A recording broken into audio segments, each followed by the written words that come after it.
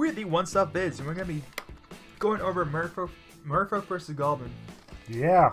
I played them against each other many of times. They're about equal. Goblins have a slight advantage.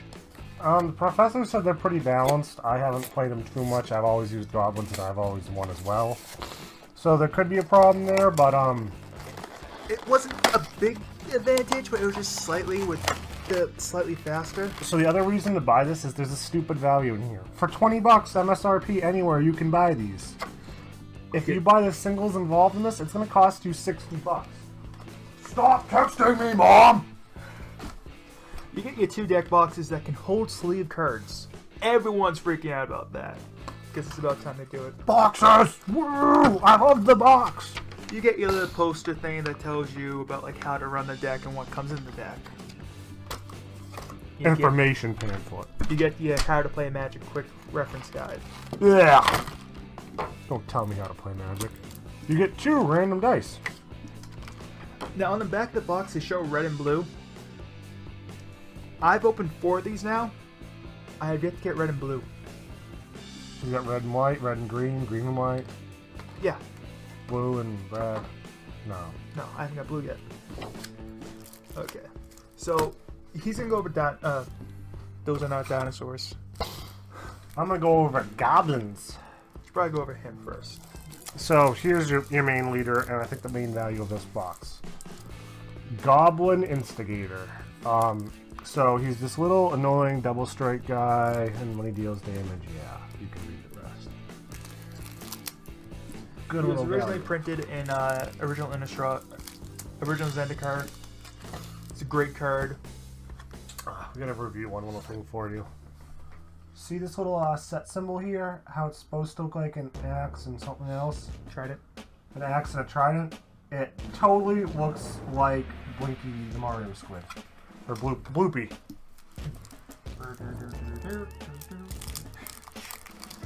So, Master Array Protection from Red. He's a 4-drop, so he's not as fast. He's a 2/1. And element creatures you control get +1/+1. There's not a whole lot of elements in this deck, but there are a few.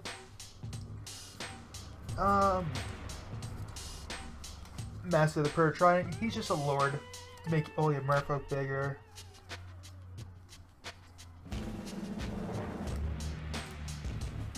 Oh, yeah, he just makes... You kind of flash dude. He costs 2 extra to flash, but... A nice blocker there.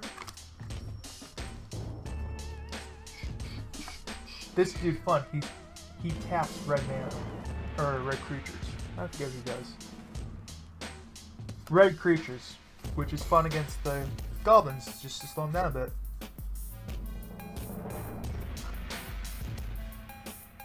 Whenever permanent you control untaps, he gets a +1/+1. Wake Thrasher. Decent card. You get another Lord in the deck because you want your goblins to be big tough dudes. You want your merfolk to be big tough dudes. You go off the shore to bounce stuff, you know what that does. Those are like the main cards in this deck. Okay, and I'll go over the main ones here. I think, in my personal opinion, there's 12 main cards in the Goblin deck. Other than, obviously, the Warren Investigator, so I guess there's 13. You're going to start off with Goblin Diplomats. He's the first rare card that you unpackage in the deck. Each creature attacks this turn of Fable. That can kind of screw over your opponent if they don't want to attack with little bodies out. Especially if you have Goblin Rabblemaster, so all your other goblins get +1/+1. That's going to affect them a lot. And it makes all your goblins attack each turn of Fable. Haste. Other goblin creatures you control have +1/+1. That's Goblin Chieftain. He is just unnecessary in goblin decks. Goblin Goon. Goblin Goon can't attack unless you control more creatures than defending player. Most times you're going to have that with a goblin deck. He's a 4-drop for a 6/6. He's just too good. He can't block unless you have control more creatures than the attacking player too, but he's just still too good. Goblin Raise Runner. He's another little rare card in the deck. Decent run. I'm glad they printed him in here. Then the Big Daddy when it comes to goblins.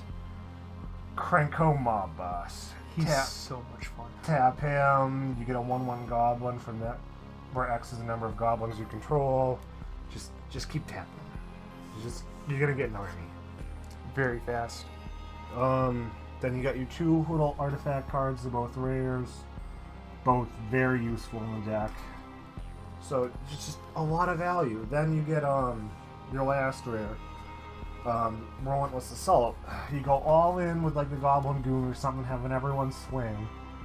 Then all of a sudden you untap all your creatures, so then your opponent's like, oh god. And then you do it again. they're not able to block.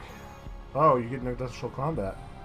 Yeah, okay, yeah, you just take them out with that card. Even better than I thought. Yeah.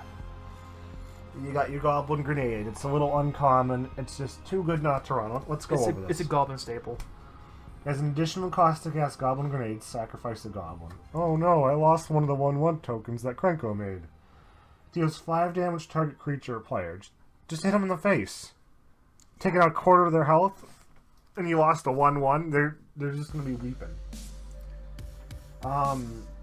And then you got your little 1-drops. It's just like Shock, but it's Tarfire. A Goblin Shock. Yeah. Now the fun part of this deck is that if you buy 3 of them, you have a decent modern deck. With all the modern cards in there, you can actually make a really good Goblin Or Merfolk deck. Assault deck. Yeah, Merfolk, it has a little bit of counters in there to slow down the Goblins. It's kind of just made to slow down the Goblins till you can pay the 3, 4, 5 drops and win that way. That's, I think, the issue with it, though, is that it's too slow and it relies too much on slowing down your opponent. Which is blue in a nutshell, and red in a nutshell are just being fast and hitting you in the face. So everyone, I want you to go out and make Goblin and Merfolk shaped pancakes. And post pictures of them, because I really want to see that. Yeah, and then you know what? When you post pictures, he's going to show me them, and then I'm going to make them cooking pancakes. Probably. Thank you guys for watching. You guys have been great. Have a great one. Bye-byes! Ride a bicycle.